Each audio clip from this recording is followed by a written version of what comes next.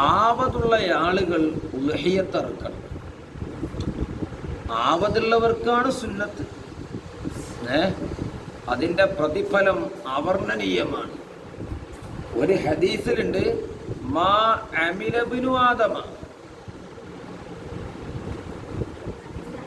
ആദം സന്തതി അഥവാ മനുഷ്യൻ ചെയ്തിട്ടില്ല, അമൽ ചെയ്തിട്ടില്ല, മിൻ അമലിൻ ഒരമലും ചെയ്തിട്ടില്ല, യൗമൻ നഹർ ബലി പെരുന്നാൾ നാളിൽ, അഹബ്ബ ഇലല്ലാഹി അല്ലാഹുവിലേക്ക് ഏറ്റവും ഇഷ്ടപ്പെട്ട ഒരമലും ചെയ്തിട്ടില്ല. എന്തിനേക്കാൾ?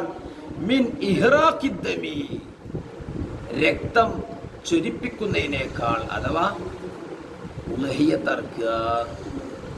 അപ്പോ ബലി പെരുന്നാളിൽ അള്ളാഹുവിലേക്ക് ഏറ്റവും ഇഷ്ടപ്പെട്ട ഒരമൽ അതെന്താ? ഇറാഖത്തുദ്ദമി, രക്തം ഒലിപ്പിക്കുക. ഉലഹിയത്ത്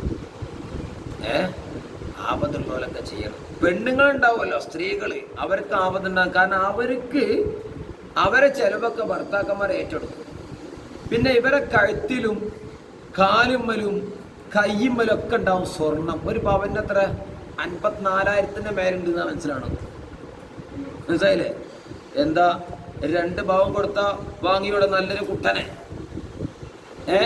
ഭർത്താവിന് പിന്നെ ചിലപ്പോൾ കഴിയണമെന്നില്ല. അപ്പം എല്ലാം കൂടി മേത്തൂടെ അങ്ങനെ വലിച്ചേറിട്ട് നടക്കണ്ട. ഒരു പോത്തിനെ വാങ്ങുക, അതിന് ഒട്ടകത്തിനെ വാങ്ങുക, നല്ല കാശുണ്ടെങ്കിൽ. ഏറ്റവും വലിയ അമലാണ് പെരുന്നാൾക്ക്.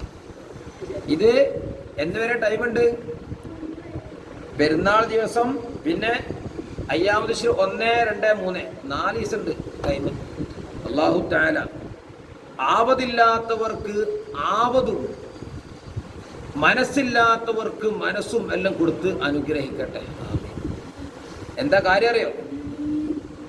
നാളെ മഹ്ശറയിൽ നമ്മളിങ്ങനെ നിൽക്കുമ്പോൾ നമ്മൾ അറുത്ത ജീവി പരിപൂർണമായിട്ട് അതിൻ്റെ കൊമ്പുകളും അതിൻ്റെ രോമങ്ങളും അതിൻ്റെ കുളമ്പുകളോട് കൂടെ വരും.